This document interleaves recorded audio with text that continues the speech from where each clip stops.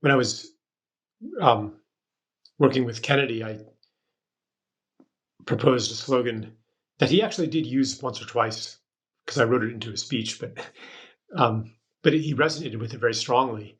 It was the America that almost was and yet may be. So speaking to a possibility of greatness that maybe we glimpsed that never fully manifested.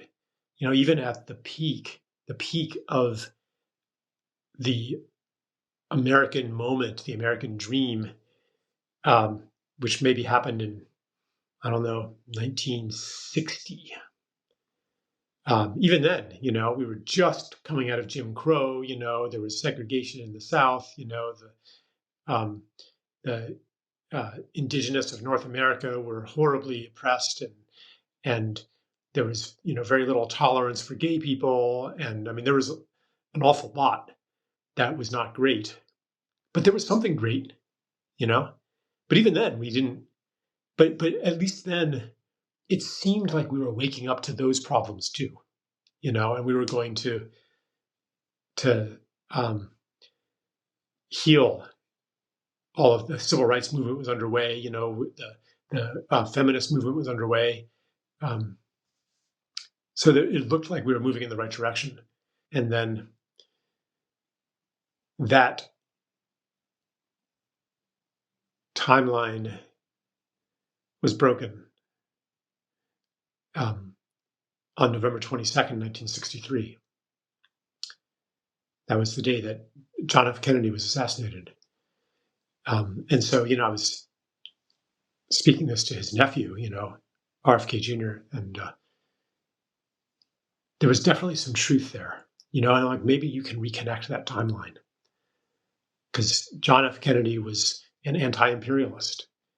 He was going to disengage from Vietnam. He supported and wanted the U.S. to support independence movements around the third world, especially Africa. He wanted to, shatter the CIA and scatter the pieces to the wind, he said. He was at loggerheads with the military-industrial complex. And, that's why he was assassinated. And that timeline was averted. And so I really advocated, like, make your campaign about that, about reconnecting to that possibility. It's a story.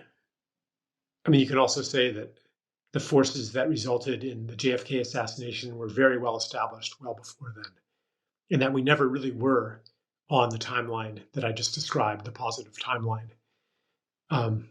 But at least there was a possibility of it, and it touches me because it seems like there's this other possibility for human history that it's always underneath the surface, but sometimes it comes near the surface. There's like outcroppings of it where we catch a glimpse of where we could go as humanity. Like I don't know, classical Athens, or Tang Dynasty China, or um, the American Revolution. Like, not that everything was perfect then either, but there was a glimpse of something. Something was trying to emerge, and it's always been trying to emerge throughout history. And sometimes it comes close, and we can see it as a possibility. And then we go back into the darkness because most of history has been pretty dark, you know.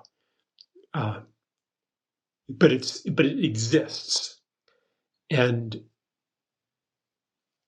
every time that there is a breakdown, a collapse in our systems or even our structures of meaning, that other possibility shows itself to us. And then the question is, who do we have to become to manifest that possibility? Because it's not just something that happens to us. It's something that we have to participate in. Are we ready for that possibility? Are we ready for a political system that isn't based on dehumanizing the enemy? It isn't based on us versus them. It isn't based on exploitation and national chauvinism and winning at the expense of somebody losing. Trump is all about winning. Well, if there's a winner, there's a loser. It's us versus them. It's separation. Are we ready for that? Well, are we? How do we enact these dramas in our own lives? Do we wish others harm? Do we seek to win at the expense of others losing? Do we really understand that every single human being is a full human being? Divinity embodied, a creation of God, soul made flesh. Do we really understand that? And if we don't, and we don't act accordingly, how can we expect our political system and our historical dramas to be anything different than what they are?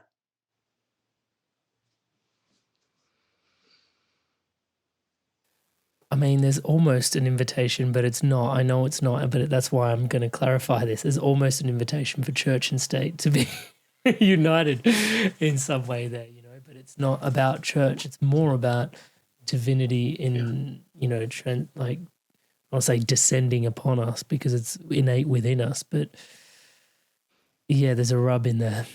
Yeah, the universe is not divided into two parts. The sacred and the profane, the spiritual and the material.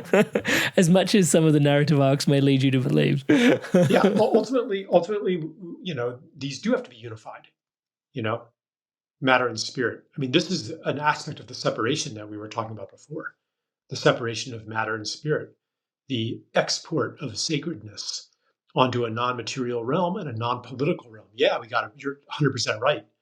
I mean, maybe not an institutional church, that is merged with the state, but a bringing of our sense of the sacred into all aspects of life, including the political.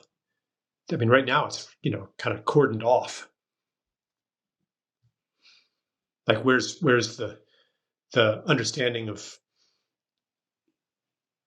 forgiveness in politics, or, telepathy, or all of the things that we have banished to the realm of the alternative and the impossible that are actually real. They have no place in politics, and